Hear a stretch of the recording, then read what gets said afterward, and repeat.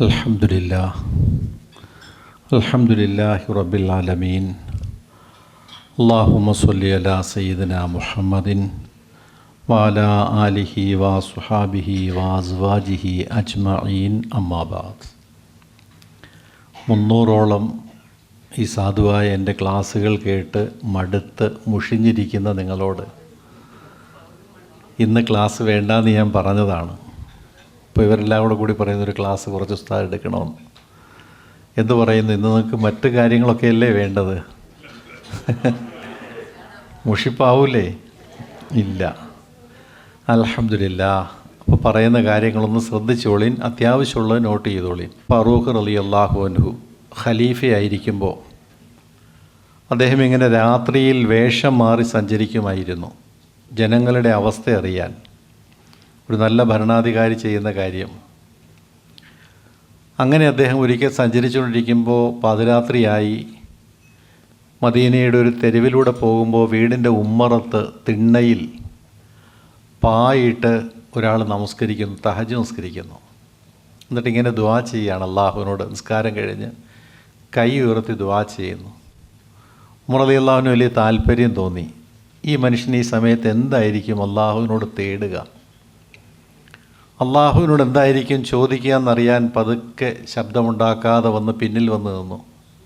അപ്പോൾ അദ്ദേഹം ഇങ്ങനെ കൈ ഉയർത്തി ദുആ ചെയ്യുക, അല്ലാഹുമ്മ ജഅൽനി മിനൽ ഖലീൽ, അല്ലാഹുമ്മ ജഅൽനി മിനൽ ഖലീൽ, അല്ലാഹുമ്മ ജഅൽനി മിനൽ ഖലീൽ. പടച്ചവനെ, ന്യൂനപക്ഷത്തിൻ്റെ കൂടെ എന്നെ നീ ആക്കണേ, ന്യൂനപക്ഷത്തിൻ്റെ കൂടെ എന്നെ നീ ആക്കണേ എന്ന്.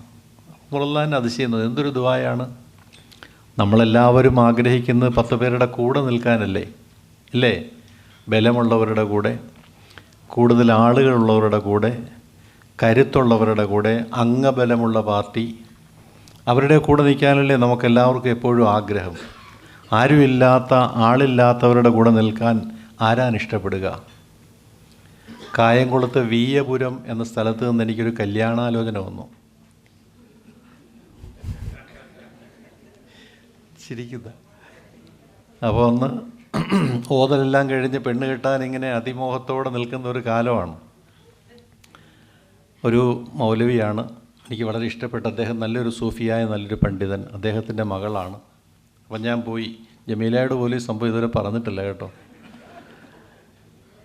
അപ്പോൾ പോയി അൽഹംദുലില്ലാ പെണ്ണൊക്കെ കണ്ടു. നല്ല പെൺകുട്ടി, എനിക്ക് ഇഷ്ടപ്പെട്ടു. ചോദിച്ചപ്പോൾ നല്ല ദീനിയായ നല്ല കുട്ടിയാണ്. ചോദിച്ചപ്പോൾ 6 പെൺകുട്ടികളാണ്. അതിൽ മൂത്ത പെണ്ണായത്. ഞാൻ ചിന്തിച്ച്, പടച്ചവനെ, ഇനി 5 എണ്ണം എൻ്റെ തലയിലല്ലേ വരിക? ഇതിൻ്റെ എല്ലാം കല്യാണക്കാര്യവും ബാക്കി മൂത്ത മരുമോനല്ലേ ഞാൻ നോക്കണ്ടേ? അത് പോട്ടെ, സാരമില്ലാന്ന് വയ്ക്കാം, സഹായിക്കാം. ഒരളിയൻ, പേരിനെങ്കിലും ഒരുത്തൻ, വികലാംഗനാണെങ്കിലും മതി, ഒരുത്തൻ കൂടെ ഇല്ല, പിന്നെ എന്ത് പെണ്ണ് കെട്ടാനാ? ഞാൻ ആ ഒറ്റ കാരണം കൊണ്ട് ആ കല്യാണം വേണ്ടെന്ന് വെച്ചു. ഹക്കാണ് ഈ പറയുന്നത്.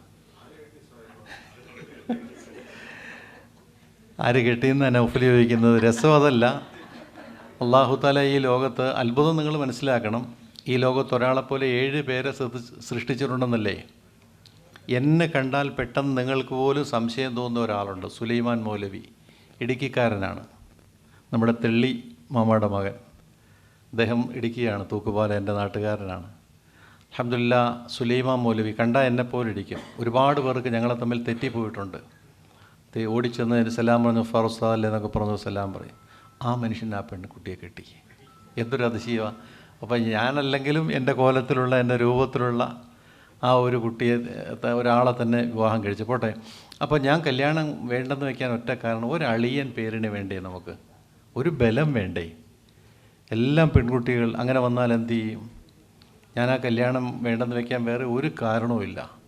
ഞാൻ പറയുന്നത്, ഈ കൂടെ നിൽക്കാൻ, ആൾക്കൂട്ടത്തിൽ നിൽക്കാൻ, കൂടുതലുള്ളവരുടെ കൂടെ നിൽക്കാനാണ് നമുക്കെല്ലാം ഇഷ്ടം. ആ സ്വഹാബി എന്താ ദുആ ചെയ്തു? ഉമർ റളിയല്ലാഹു കേട്ടത് എന്താണ്? അല്ലാഹുമ്മ ജഅൽനി മിനൽ ഖലീൽ, പടച്ചവനെ, കുറഞ്ഞ ആൾക്കാരുടെ കൂടെ, ന്യൂനപക്ഷത്തിൻ്റെ കൂടെ എന്നെ നീ കൂട്ടണമേ എന്നാണ്. ഉമർ റളിയല്ലാഹു തന്നെ ഈ ദുആ കേട്ട് അതിശയം. അദ്ദേഹം ഇങ്ങനെ തട്ടി വിളിച്ചു, ഏയ്. അപ്പോൾ അദ്ദേഹം നല്ല ദുആയിൽ ലയിച്ചിരിക്കുന്നു. ഒറ്റയ്ക്ക് മദീന മുഴുവൻ ഉറങ്ങുന്നു. വീടിൻ്റെ ഉമ്മറത്ത് പായുവിട്ട് തഹജ്ജുദ് നിസ്കരിക്കുന്ന ആ സുഖം എന്താണ് സഹോദരങ്ങളെ?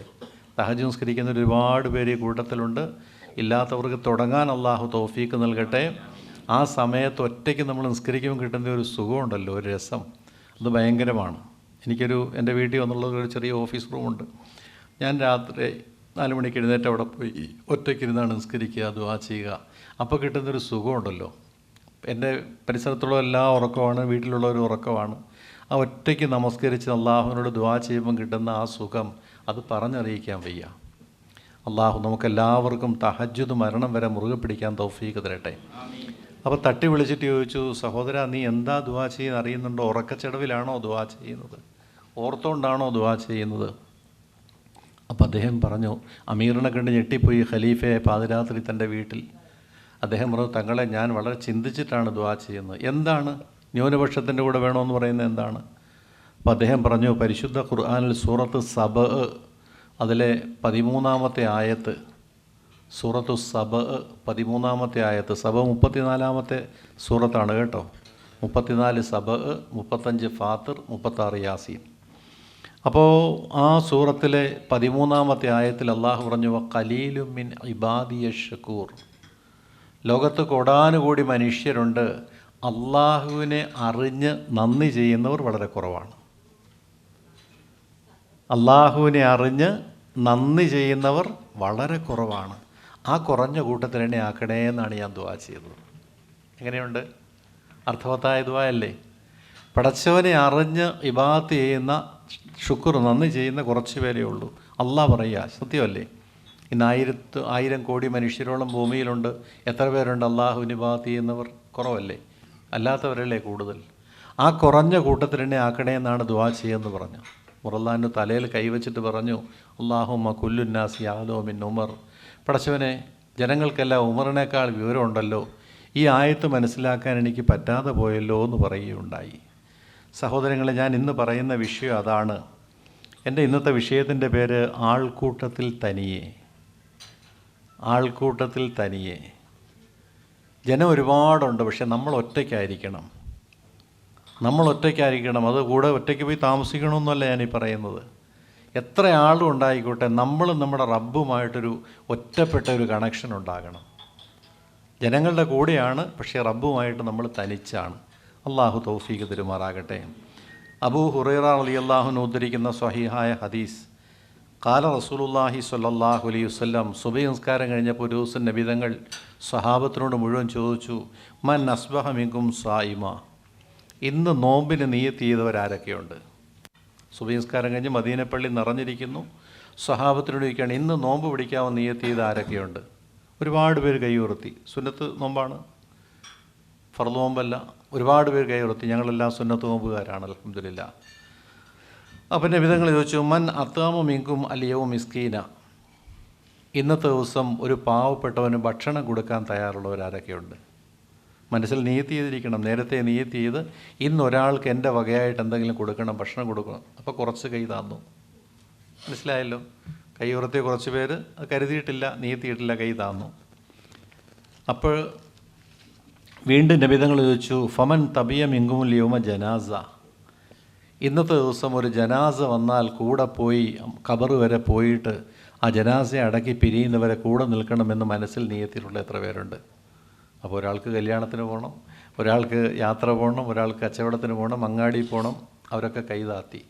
ആദ്യം ഉയർത്തിയ കൈകൾ കുറഞ്ഞു കുറഞ്ഞു വരികയാണ്. ചുരുക്കി പറയാം, അല്ലാഹു റസൂൽ സല്ലല്ലാഹു അലൈഹി വസല്ലം ഇങ്ങനെ ഓരോന്നോരോന്ന് ചോദിച്ചു. എന്നിട്ട് അവസാനം ചോദിച്ചു, ഫമൻ ആദ മിൻകുമുൽ യൗമ മരീള. ഇന്ന് ഒരു രോഗിയെ കാണണം, ഒരു രോഗിയെ സിയാറത്ത് ചെയ്യണമെന്ന് മനസ്സിൽ കരുതിയിരിക്കുന്ന, നിയ്യത്ത് ചെയ്തിരിക്കുന്ന എത്ര പേരുണ്ട്? അപ്പോൾ എന്തൊക്കെ പറഞ്ഞു? ഒന്ന് നോമ്പ്, രണ്ടെന്തായിരുന്നു? പാവപ്പെട്ടവന് ഭക്ഷണം കൊടുക്കുക, 3 ജനാസ കൂടെ പോയി ഖബർ വരെ പോയിട്ട് കംപ്ലീറ്റ് കൂടെ നിന്ന് പിരിയുക, ഖബറടക്കി കഴിഞ്ഞ് 4-മത്തത് രോഗിയെ കാണുക.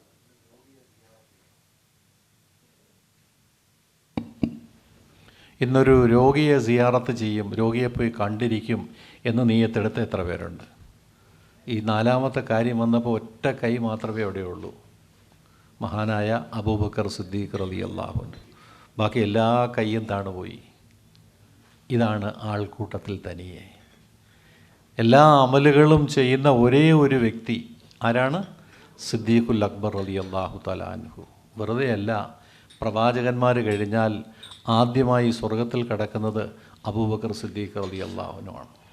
1,24,000 അമ്പിയാക്കൾ കഴിഞ്ഞാൽ ആദ്യമായി സ്വർഗത്തിൽ കിടക്കുന്ന വ്യക്തി സിദ്ദീഖുൽ അക്ബർ റളിയല്ലാഹു അൻഹു. അള്ളാഹു നമുക്കെല്ലാം മഹാസൗഭാഗ്യം അനുഗ്രഹിക്കുമാറാകട്ടെ. സഹോദരങ്ങളെ, റസൂലുള്ളാഹി സ്വല്ലല്ലാഹു അലൈഹി വസല്ലം ഒരിക്കൽ പറഞ്ഞു, ഇന്നല്ലാഹ യുഹിബ്ബു സലാസത റജുലിൻ. അള്ളാഹു സുബ്ഹാനഹു വ തആല 3 ആൾക്കാരെ വല്ലാതെ ഇഷ്ടപ്പെടും. 3 ആൾക്കാരെ അള്ളാഹുവിന് വലിയ ഇഷ്ടമാണ്. ഒന്ന്, റജുലുൻ കാന ഫീ ഖൗമിൻ ഫഅതാഹും റജുലുൻ യസ്അലുഹും ഫബഖിലു അൻഹു വഖല്ലഫ ബിഅഖാബിഹിം ഫഅതാഹു ഹൈസു ലാ യറാഹു ഇല്ലല്ലാഹ് വമൻ അഅതാഹു. ഒരു സദസ്സിൽ വന്ന ഒരാൾ സഹായം ചോദിച്ചു, നിവർത്തിയില്ല, രോഗിയാണ്, അല്ലെങ്കിൽ വീട് വെക്കണം, പെണ്ണിനെ കെട്ടിക്കണം, എപ്പോഴും നമ്മൾ കേൾക്കാറുണ്ടല്ലോ. ഒരാൾ വന്ന് സഹായം ചോദിച്ചു, ആരും കൊടുത്തില്ല. സദസ്സിലുള്ള ഒരാളും കൊടുത്തില്ല. അയാൾ നിരാശനായിട്ട് പോയി. അല്ലെങ്കിൽ പൈസ കാണില്ല, അല്ലെങ്കിൽ കൊടുക്കാൻ നമുക്ക് ചിലപ്പം പൈസ ഉണ്ടെങ്കിൽ പോലും ചില സദസ്സിൽ കൊടുക്കാൻ പറ്റാറില്ലല്ലോ. അയാൾ നിരാശനായിട്ട് പോയി. ഒരാൾ പതുക്കെ ആ സദസ്സിൽ നിന്ന് എഴുന്നേറ്റ് ഇയാളുടെ പുറകെ പോയിട്ട് ആരും അറിയാതെ അയാളുടെ കയ്യിലൊരു തുക വെച്ച് കൊടുത്തു. അയാളുടെ കയ്യിലുള്ള പൈസ കൊടുത്തു. നബിതങ്ങൾ പറയുകയാണ്, അള്ളാഹുവും ആ കൊടുത്ത ആളും അല്ലാതെ മറ്റാരും ഇത് അറിഞ്ഞിട്ടില്ല. ഈ മനുഷ്യന് ഭയങ്കര ഇഷ്ടമാണ് അള്ളാഹ്ക്ക്. ഒരു സദസ്സ് ഒന്നും പ്രതികരിച്ചില്ല, ഒരാൾ മാത്രം പ്രതികരിച്ചു, അദ്ദേഹം കൊടുത്തു. ആ ഒറ്റപ്പെട്ട വ്യക്തിയെ അള്ളാഹുവിന് ഏറ്റവും ഇഷ്ടമാണ്. ആൾക്കൂട്ടത്തിൽ തനിയെ എല്ലാവരും ഉണ്ട്, ഒറ്റയാളെ ചെയ്തുള്ളൂ. അങ്ങനെയുള്ളവരെ അള്ളാഹ്ക്ക് ഭയങ്കര ഇഷ്ടമാണ്. 2, നബിതങ്ങൾ പറഞ്ഞു, റജുലുൻ കാന ഫീ ഖൗമിൻ ഫഅദ്ലജു ഫനസലു മിൻ ആഖിരി ലൈലി വകാന നൗമു അഹബ്ബു ഇലൈഹിം ഫനാമു വഖാമ യത്ലു ആയാതി. കുറച്ച് ആൾക്കാർ ഒന്നിച്ച് യാത്ര ചെയ്തു. രാത്രി ഏതാണ്ട് പകുതി 11 കഴിയുന്നവരെ യാത്രയിലായിരുന്നു. അത് കഴിഞ്ഞ് ഒരു സ്ഥലത്ത് ഇറങ്ങി താമസിച്ചു, ലോഡ്ജിലോ അല്ലെങ്കിൽ വീട്ടിലോ എവിടെയെങ്കിലും പോയി താമസിക്കും. രാത്രി ഉറങ്ങാൻ ക്ഷീണം കാരണം എല്ലാവരും കിടന്നുപോയി. അത്രയും നേരം യാത്രയല്ലായിരുന്നു, എല്ലാവരും ഉറങ്ങിപ്പോയി. ഒരാൾ മാത്രം ആ ഉറക്കത്തിൽ നിന്ന് എഴുന്നേറ്റ് എന്ത് ചെയ്തു? തഹജ്ജുദ് നമസ്കരിച്ചു. നബിതങ്ങൾ പറയാണ്, അള്ളാഹു യുഹിബ്ബുഹു, അള്ളാഹുവിന് ആ മനുഷ്യനെ ഭയങ്കര ഇഷ്ടമാണ്. എല്ലാവരും ക്ഷീണിതരാണ്, ഉറങ്ങിയും പോയി. പക്ഷേ ഒരാൾ ഉറങ്ങി എഴുന്നേറ്റ് രാത്രി തഹജ്ജുദ് മുടക്കിയില്ല, അയാളുടെ പതിവ് മുടക്കിയില്ല, നമസ്കരിച്ചു. ആ വ്യക്തിയെ അള്ളാഹു പ്രത്യേകം പരിഗണിക്കും, അള്ളാഹു ശ്രദ്ധിക്കും. എന്ത് മനസ്സിലാക്കണം? എല്ലാവരും ഉണ്ട്, പക്ഷേ ഒരാൾ. എന്നോടൊരു ഉസ്താദ് ഒരിക്കൽ ഒരു അനുഭവം പറഞ്ഞു. അവർ കുറേ ആലിമീങ്ങൾ ഒന്നിച്ചൊരു പ്രോഗ്രാം കഴിഞ്ഞ് വരികയായിരുന്നു. എറണാകുളത്ത് നിന്ന് വന്ന വഴിക്ക് ആലപ്പുഴ വന്ന് റൂമെടുത്തു. നല്ല ടയേർഡ്, അവർ വളരെ ക്ഷീണിതരാണ്. റൂമെടുത്ത് എല്ലാവരും കിടന്നുറങ്ങി. അദ്ദേഹം എന്തോ ഒരു കാര്യം പറഞ്ഞു കൊടുത്ത് എന്നോട് പറഞ്ഞതാണ്. അദ്ദേഹം ആ കറക്റ്റ് തഹജ്ജുദിൻ്റെ സമയത്ത് എഴുന്നേറ്റു. നല്ല ക്ഷീണം ഉണ്ടായിരുന്നു. പ്രസംഗം എല്ലാം കഴിഞ്ഞ് വരികയാണ്. എന്നിട്ട് എഴുന്നേറ്റു നിസ്കരിക്കാൻ നോക്കും. ഒരു റൂമിൽ ആലിമ്യങ്ങളെല്ലാം തലങ്ങും വിലങ്ങും കിടക്കാൻ പോലും, നിസ്കരിക്കാൻ പോലും സ്ഥലമില്ല. അദ്ദേഹം പറയാണ്, ഉസ്താദേ ഞാൻ എന്ത് ചെയ്തു, എനിക്ക് തഹജ്ജുദ് മുടക്കാൻ വയ്യ, ഞാൻ കട്ടിലിൽ കയറി നിസ്കരിച്ചു. കിടന്നിരുന്ന കട്ടിലിൽ ബെഡിൻ്റെ മുകളിൽ കയറി നിന്ന് അദ്ദേഹം തഹജ്ജുദ് നിസ്കരിച്ചു, മുടക്കിയില്ല. എല്ലാവരും അറിയാം, ആരും അറിഞ്ഞിട്ടുമില്ല. അള്ളാഹു അല്ലാതെ ആരും അതറിഞ്ഞിട്ടില്ല. ഇങ്ങനത്തെ വല്ല അമലും ഉണ്ടോ നിങ്ങളുടെ കയ്യിൽ? എന്തെങ്കിലും ഇതുപോലെ ഒന്ന് സൂക്ഷിച്ചു വയ്ക്കാനുണ്ടോ? മനസ്സിൽ വെച്ചോളൂ. ഇതുപോലെ എന്തെങ്കിലും ആരും അറിഞ്ഞില്ല, അള്ളാഹു മാത്രം അറിഞ്ഞു, ആൾക്കൂട്ടത്തിൽ തനിയെ. അള്ളാഹു അങ്ങനെയുള്ളവർ ഭയങ്കര ഇഷ്ടമാണ്. അള്ളാഹു ഒരു പ്രത്യേകം പരിഗണിക്കും, അള്ളാഹു ഒരു പ്രത്യേകം ശ്രദ്ധിക്കും. സഹോദരങ്ങളെ, നമ്മൾ അള്ളാഹുവിൻ്റെ തൃപ്തിയും പൊരുത്തമാണ് തേടുന്നത് എല്ലാ കാര്യത്തിലും. ഇതുപോലെ എന്തെങ്കിലുമൊക്കെ നമ്മുടെ കയ്യിൽ വേണം. 3-ാമത്തെ ആൾ, റജുലുൻ കാന ഫീ ഖിതാലിൻ ഫഅദ്ബറ സുഹാബുഹു വഹുവ യസ്തഖിറു ഹത്താ ഖുതില ഔ യഫ്തഹല്ലാഹു അലൈഹി. കുറേ ആൾക്കാർ ഒന്നിച്ച് ശത്രുക്കളോട് ഏറ്റുമുട്ടി യുദ്ധം ചെയ്തു. ശത്രുക്കളുമായി യുദ്ധം ചെയ്ത കൂട്ടത്തിൽ ഇവർക്ക് തോൽവി പിണഞ്ഞു. എല്ലാവരും തിരിഞ്ഞോടിക്കളഞ്ഞു. യുദ്ധം തോൽക്കുമെന്ന് കണ്ടപ്പോൾ കൂട്ടുകാരെല്ലാവരും ഓടിക്കളഞ്ഞു. ഇയാൾ ഓടിയില്ല, ഉറച്ചു നിന്ന് യുദ്ധം ചെയ്തു. അള്ളാഹുവിൻ്റെ മാർഗത്തിൽ ഇസ്ലാമിന് വേണ്ടി ജിഹാദാണ്, യുദ്ധം ചെയ്യുകയാണ്. മൂപ്പര് പോയില്ല, അവിടെ തന്നെ നിന്നു. ശക്തമായി പോരാടി. നബി തങ്ങൾ പറഞ്ഞു, ഹത്താ ഖുത്തില, ഒന്നുകിൽ ആ യുദ്ധത്തിൽ ശത്രുക്കളുടെ കൈകൊണ്ട് മരിച്ചു, അല്ലെങ്കിൽ അള്ളാഹു അതിൽ വിജയം കൊടുത്തു. എന്തു വന്നാലും ആ ഒറ്റയ്ക്ക് നിന്ന് കൂട്ടുകാർ മുഴുവൻ ഓടിപ്പോയിട്ടും ഏകനായി നിന്ന് ശത്രുക്കളോട് പോരാടിയ ആ മനുഷ്യനെ അള്ളാഹു പ്രത്യേകം ഒന്ന് പരിഗണിക്കും. അള്ളാഹു പ്രത്യേകം നോക്കും. അള്ളാഹുവിന് അയാളെ ഭയങ്കര ഇഷ്ടമാണ്.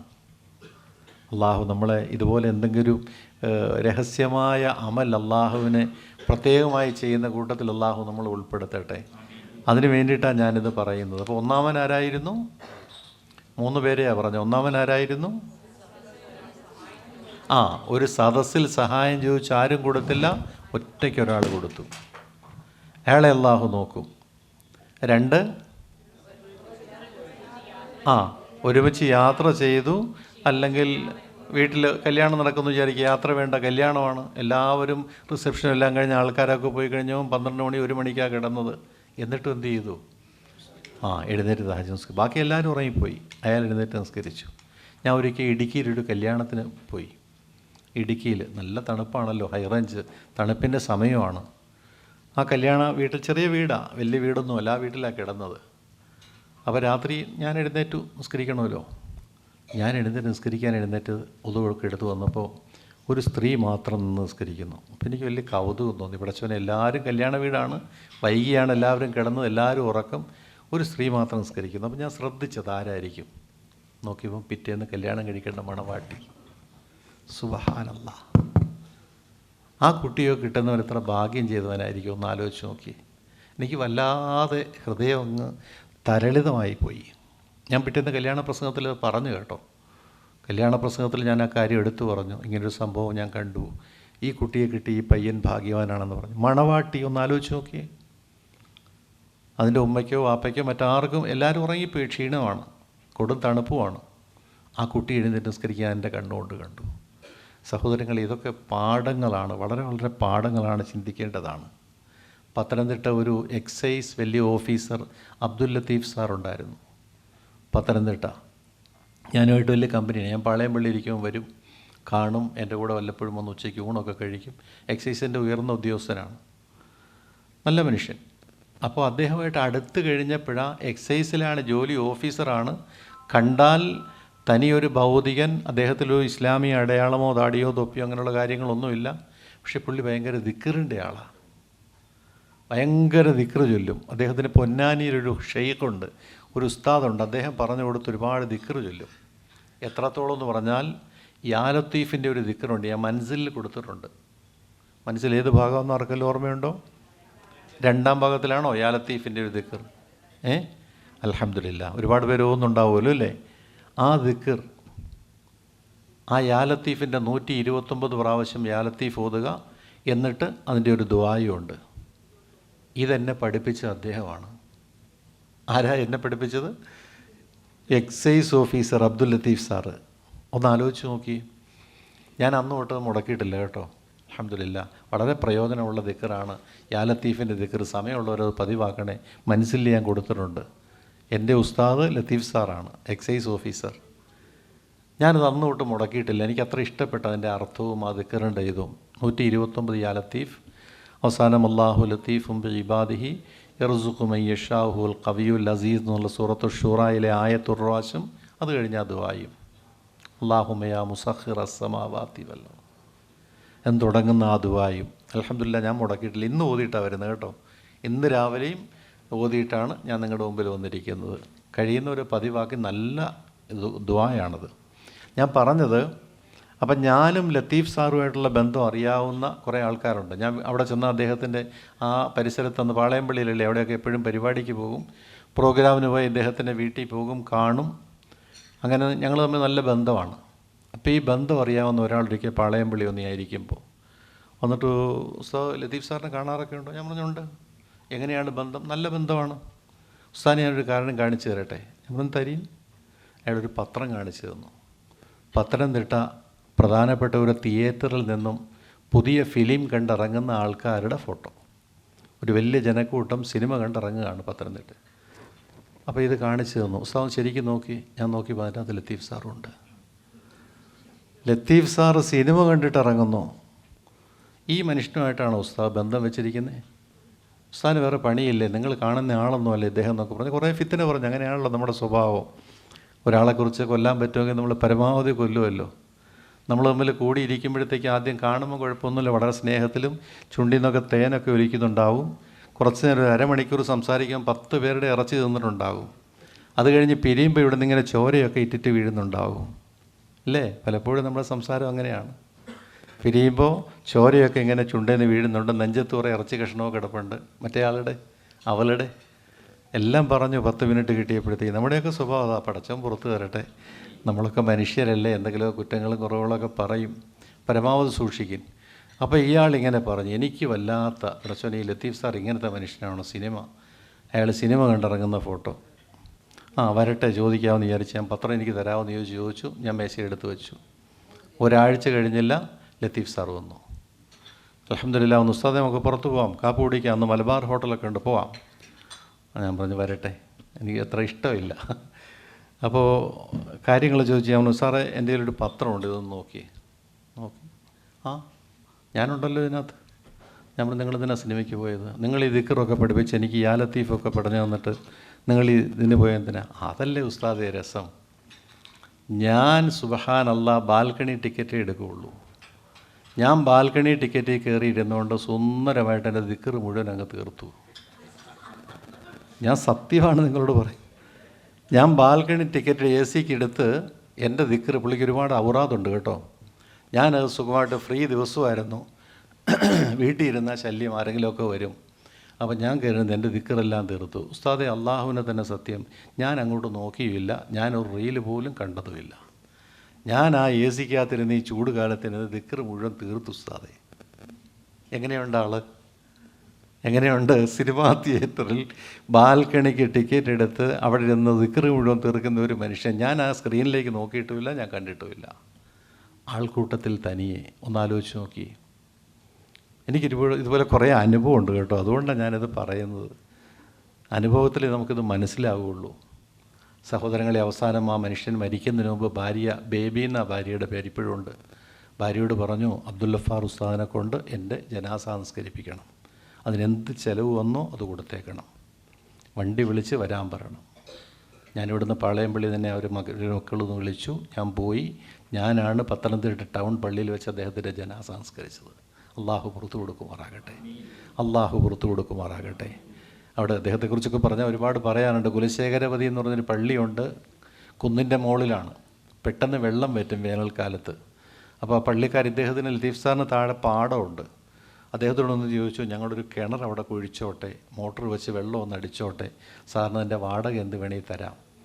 ഒരു തൽക്കാലത്തേക്ക് വെള്ളം, പള്ളിയിലേക്കാണ് ഒതു കൊടുക്കാൻ വെള്ളമില്ല. എല്ലാ വേനൽക്കാലത്തും അവിടെ വെള്ളം വറ്റും. കുന്നിൻ്റെ മുകളിലാണ്. കുലശേഖരപതി പള്ളി പോയവർക്കറിയാം. അപ്പോൾ സാറ് പറഞ്ഞു, നിങ്ങൾ വാടകയും തരേണ്ട, ഒന്നും വേണ്ട, ആ കിണറിന് എത്ര സ്ഥലം വേണോ ആ സ്ഥലം ഞാൻ ഫ്രീ ആയിട്ട് തന്നിരിക്കുന്നു. അദ്ദേഹത്തിൻ്റെ കിണറ്റിലെ വെള്ളം കൊണ്ടാണ് കുലശേഖരപതിയിലെ ആയിരക്കണക്കിന് ആൾക്കാർ റമദാൻ ഈ ചൂടുകാലത്ത് മുഴുവൻ ഒതു കൊടുക്കുന്നതും സ്കരിക്കുന്നതുമല്ല. അദ്ദേഹം ആരായിരിക്കും? എക്സൈസ് ഓഫീസറാ? ആരായിരിക്കും? സഹോദരങ്ങളെ, അള്ളാഹു സുബ്ഹാനഹു വതആല വലിയ ദറജ കൊടുത്ത് അനുഗ്രഹിക്കുമാറാകട്ടെ. നമ്മൾ മനസ്സിലാക്കണം, ഇങ്ങനെ അള്ളാഹുവുമായിട്ട് രഹസ്യമായി ഇടപാടുകൾ നടത്തുന്ന ഒരുപാട് പേരുണ്ട്. അവർ ജനങ്ങളുടെ കൂടെയൊക്കെ തന്നെ താമസിക്കുമെങ്കിലും അവർക്ക് ഇതുപോലെ കുറേ ക്വാളിറ്റീസ് ഉണ്ട്. അത് നമ്മൾ മനസ്സിലാക്കണം. മഹാനായ അബൂദറുൽ ഒഫാരി റളിയല്ലാഹു തആല അൻഹു പ്രസിദ്ധ സ്വഹാബിയാണ്. അബൂദർ എന്ന് കേട്ടിട്ടില്ല എല്ലാവരും? അബൂദറുൽ ഒഫാരി റളിയല്ലാഹു അൻഹു. ഒഫാരി കബീലയിൽപ്പെട്ട മദീനയിൽ ദൂരെയുള്ള ആളാണ്.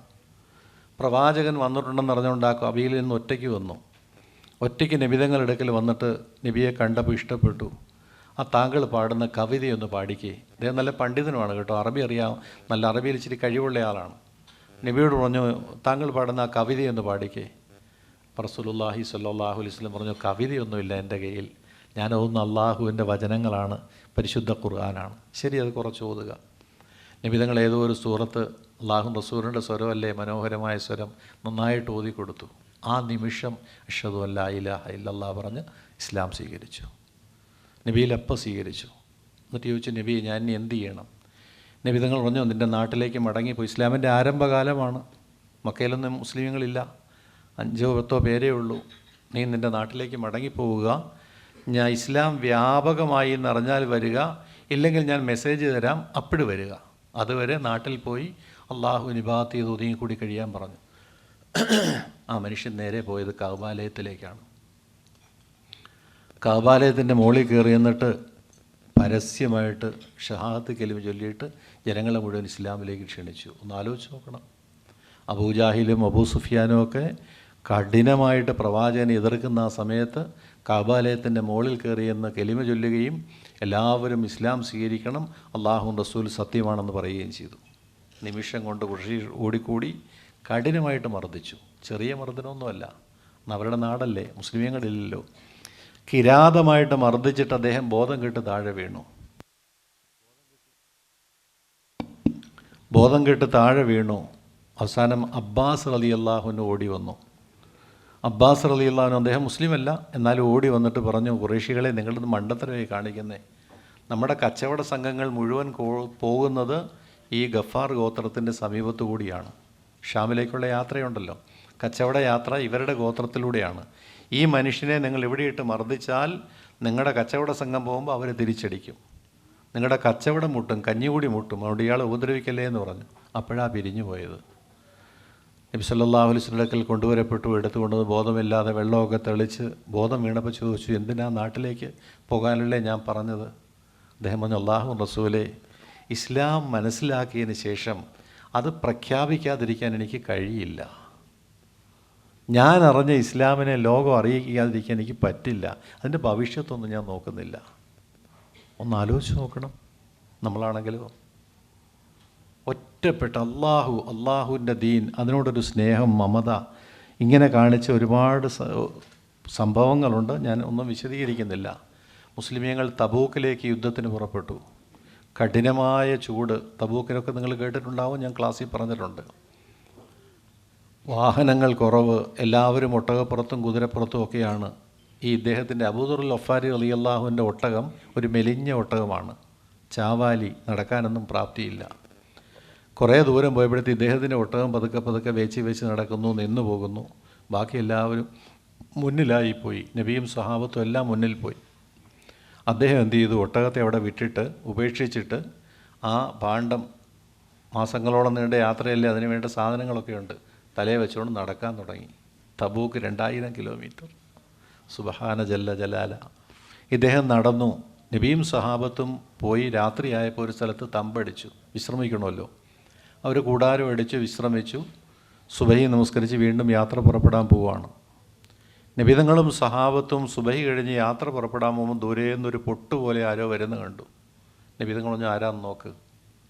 സഹാബത്ത് നോക്കിയോ, അബൂദറുൽ ഗഫാരി റളിയല്ലാഹു അൻഹു അതും ചുമന്നുകൊണ്ട് വരികയാണ്. ആ രാത്രി ഒരു കണ്ണുറങ്ങിയിട്ടില്ല. ആ രാത്രി ആ ഭാണ്ഡവും കൊണ്ട് ഇവരെല്ലാം ഉറങ്ങി, അതും ചുമന്നുകൊണ്ട് വരികയാണ്. നബി സല്ലല്ലാഹു അലൈഹി വസല്ലം പറഞ്ഞു, അബൂദറേ, അള്ളാഹു നിനക്ക് കരുണ ചെയ്യട്ടെ, നാളെ നീ ഇതുപോലെ നീ ഏകനായി സ്വർഗത്തിലേക്ക് കടന്നു വരും. സുബ്ഹാനല്ലാഹ്. ഒറ്റയ്ക്ക് നീ സ്വർഗത്തിലേക്ക് കടന്നു വരും. അല്ലാഹു റസൂൽ അപ്പം കൊടുത്തൊരു വാഗ്ദാനമാണ് സഹോദരങ്ങളെ. പഠിക്കേണ്ട ചരിത്രമാണ് അബൂദറുൽ ഗഫാരി റളിയല്ലാഹുവിൻ്റെ ചരിത്രം. ഒരുപാട് അത്ഭുതങ്ങളുടെ ചരിത്രമാണ്. ആഡംബരത്തോട്, ആർഭാടങ്ങളോട്, വലിയ സൗകര്യങ്ങളോട് തീരെ ഇഷ്ടമില്ലായിരുന്നു. സഹാബാക്കളെല്ലാം വീടും സൗകര്യങ്ങളൊക്കെ ആയിട്ട് കഴിയുന്നത് അദ്ദേഹത്തിന് ആർഭാടം ഇഷ്ടമല്ല. പടച്ചവനോട് ഒതുങ്ങി ഇബാദത്ത് ചെയ്ത് കഴിയണം. ഉസ്മാൻ റളിയല്ലാഹുവിൻ്റെ കാലം വന്നപ്പോൾ ജനങ്ങളെല്ലാം വിട്ട് മദീനയ്ക്കടുത്ത് റബദ എന്ന് പറയുന്ന സ്ഥലത്ത് പോയി താമസിക്കാൻ ആരംഭിച്ചു. ഒരു കഴുത, ഒരാട്, ഭാര്യ, ഒരു കുട്ടി, ഇത്രമാത്രം. അദ്ദേഹത്തിന് ഉസ്മാൻ റളിയല്ലാഹു സമ്മാനം കൊടുത്തുവിട്ടാൽ സ്വീകരിക്കില്ല. എനിക്ക് ജീവിക്കാനൊരാടുണ്ട്, അത് മതി, അതിൻ്റെ പാല് മതി. അതുപോലെ തന്നെ ഒരു സഞ്ചരിക്കാൻ വാഹനം, കഴുതയുണ്ട്, ഭാര്യയുണ്ട്, ഹിദ്മത്തിന് മോനുണ്ട്, മതി. ഒതുങ്ങിക്കഴിഞ്ഞു, ആരുമായിട്ടൊരു ബന്ധമില്ലാതെ കഴിഞ്ഞു. ചുരുക്കി പറയാം, അവസാനം അദ്ദേഹത്തിനോട് വെച്ച് മരണം വന്നു. മരണം എടുത്തപ്പോൾ ഭാര്യ വാവിട്ട് കരഞ്ഞു. അപ്പോൾ ചോദിച്ചു, എന്തിനാ നീ കരയുന്നത്? എല്ലാവരും മരിക്കേണ്ടതല്ലേ, നീ എന്തിനാ ഇങ്ങനെ കരയുന്നത്? അപ്പോൾ ഭാര്യ പറഞ്ഞു, നിങ്ങൾക്ക് വല്ലതും പറ്റിപ്പോയാൽ കഫം പൊതിയാൻ തുണിയില്ല ഇവിടെ. മയ്യത്തടക്കാൻ ആരുമില്ല, സഹായിക്കാൻ ഞാൻ ഈ കുട്ടിയും കൂടി എന്ത് ചെയ്യും?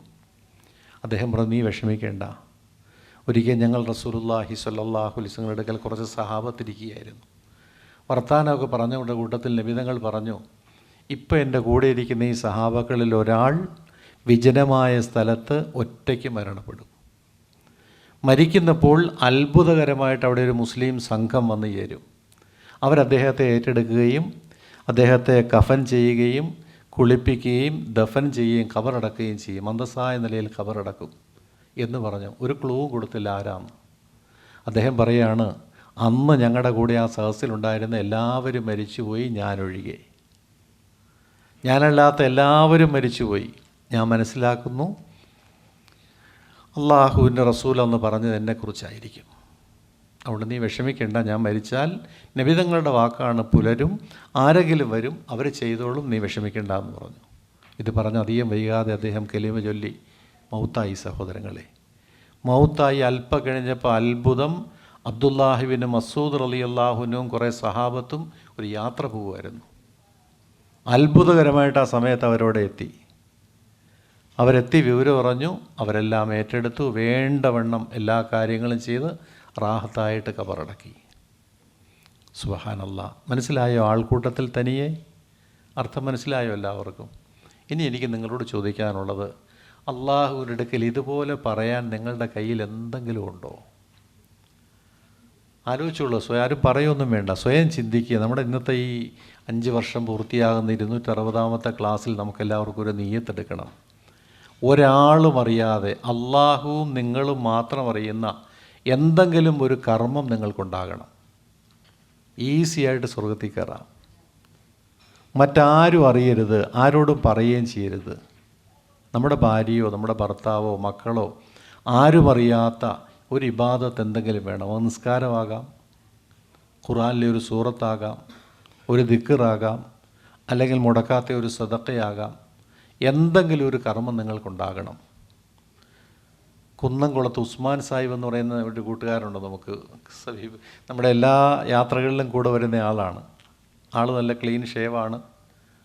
കണ്ട ഒരു വലിയ ഇബാദത്തൊന്നുള്ളതായിട്ട് തോന്നുമില്ല. രസികനാണ്, സുഖിമാനാണ്. നമ്മുടെ യാത്രകളിൽ പാട്ട് പാടുന്ന ആളാണ്. എല്ലാ യാത്രകളിലും നല്ല സാമാന്യം നന്നായിട്ട് പാടും. സിനിമാ പാട്ടൊക്കെ പലതും പാടുക, മാപ്പിളപ്പാട്ടും പാടും. അപ്പം ഞങ്ങളുടെയൊക്കെ ഒരു നല്ല കമ്പനിയാണ്, രസികനാണ്. അപ്പോൾ അദ്ദേഹം ഒരിക്കൽ എന്നോട് ഉസ്താദേ, സുബൈക്ക് പുള്ളിയുടെ അടുത്ത്, വീടിനടുത്ത് പള്ളിയുണ്ട്. ഞാനും സബിയൊക്കെ വീട്ടിൽ പ്രവാസം പോയിട്ടുണ്ട്. വീടിനടുത്ത് പള്ളിയുണ്ട്. പക്ഷേ സുബൈക്ക് ഞാൻ ജുമാഅത്ത് പള്ളിയിൽ ദൂരെ പോവുള്ളൂ. ഒരു 10-15 മിനിറ്റ് നടക്കാനുണ്ട്. അങ്ങോട്ട് നടന്നു പോകും. ഞാൻ വീട്ടിൽ നിന്ന് ഒതുവോടുകൂടി തഹജ്ജുദ് എല്ലാം നിസ്കരിച്ച് വീട്ടിൽ നിന്ന് ഇറങ്ങുന്നത്. ഞാൻ വീട്ടിൽ നിന്ന് ഇറങ്ങുന്നത് മുതൽ ജുമാഅത്ത് പള്ളി വരെ 10-14 മിനിറ്റുണ്ട്. അത്രയും സമയം അസ്റായിൽ അലൈഹിസ്സലാമിന് സലാം പറയും. അസ്സലാമു അലൈക്കും യാ അസ്റായിൽ, അസ്സലാമു അലൈക്കും യാ അസ്റായിൽ. അവിടം വരെ പറയും. ഞാൻ ചോദിച്ചാൽ എന്തിനാ? ഞാൻ ആദ്യമായിട്ട് കേൾക്കുക. ഒരുപാട് കിതാബ് ഓതിയിട്ടുള്ള ആളാണ് ഞാൻ. ഇതുവരെ ഒരാളും ഒരു ഉസ്താദും പറഞ്ഞു തന്നിട്ടില്ല അസ്റായിൽ അലൈഹി സ്വലാമിന് സലാം പറയണമെന്ന് പറഞ്ഞു തന്നിട്ടില്ല. അദ്ദേഹം പറഞ്ഞു എല്ലാ ദിവസവും ഈ 10-14 മിനിറ്റ് ഞാൻ വേറെ ഒന്നും ചൊല്ലൂല്ല, അസ്റായിലിന് സലാം പറഞ്ഞുകൊണ്ടിരിക്കും. ഞാൻ ചോദിച്ചു, എന്തിനാ അങ്ങനെ ചെയ്യുന്നത്? നാളെ എന്തായാലും കണ്ടുമുട്ടണമല്ലോ. എന്നെ കാണുമ്പോൾ ഒരു മയം കാണിക്കൂലേ? എല്ലാ ദിവസവും അസ്സലാമു അലൈക്കിൻ്റെ അർത്ഥം എന്താണ്? അള്ളാഹുവിൻ്റെ അനുഗ്രഹം അങ്ങയ്ക്കുണ്ടാകട്ടെ എന്നല്ലേ? അത് എല്ലാ ദിവസവും ദുആയല്ലേ? ഞാൻ ഇത്രയും സമയം 10-15 മിനിറ്റ് ഇദ്ദേഹത്തിന് വേണ്ടി ഇങ്ങനെ ദുആ ചെയ്യുന്നു, സലാം പറയുന്നു. ഉറപ്പായിട്ടൊരു വിട്ടുവീഴ്ച കാണിക്കുമല്ലേ ഉസ്താദേ? ഒന്ന് ആലോചിച്ച് നോക്കണം. ഞാൻ പറയുന്നത് ഇതുപോലെ എന്തെങ്കിലും ഒന്ന് നിങ്ങൾക്ക് കണ്ടെത്താൻ പറ്റൂലേ? സ്വയം കണ്ടെത്തിക്കോളി. പറഞ്ഞാൽ പിന്നെ എല്ലാവർക്കും ആയി പോകില്ലേ? നിങ്ങൾ തന്നെ ഒരെണ്ണം കണ്ടെത്തുക. അള്ളാഹുവും നിങ്ങൾ തമ്മിലൊരു കണക്ഷൻ. അതാരോടും പറയണ്ട. ഒരു സഹോദരി എന്നോട് പറഞ്ഞു, ഞാനിപ്പം നമുക്ക് കഴിഞ്ഞ മാസം ഓതാൻ തന്നത് 22 സൂറത്തുകളാണല്ലോ തക്ബീറോട് കൂടി. ആ സഹോദരി ഇപ്പോൾ ഇവിടെ ഇരിപ്പുണ്ട്. അവരെന്നോട് പറഞ്ഞു, ഉസ്താദേ, ഞാനിനി എൻ്റെ മരണം വരെ ഇത് മുടക്കൂല്ലാന്ന് തീരുമാനിച്ചിരിക്കുന്നു. എൻ്റെ മരണം വരെ എനിക്കിത് ഭയങ്കര സന്തോഷവും സമാധാനവുമാണ്.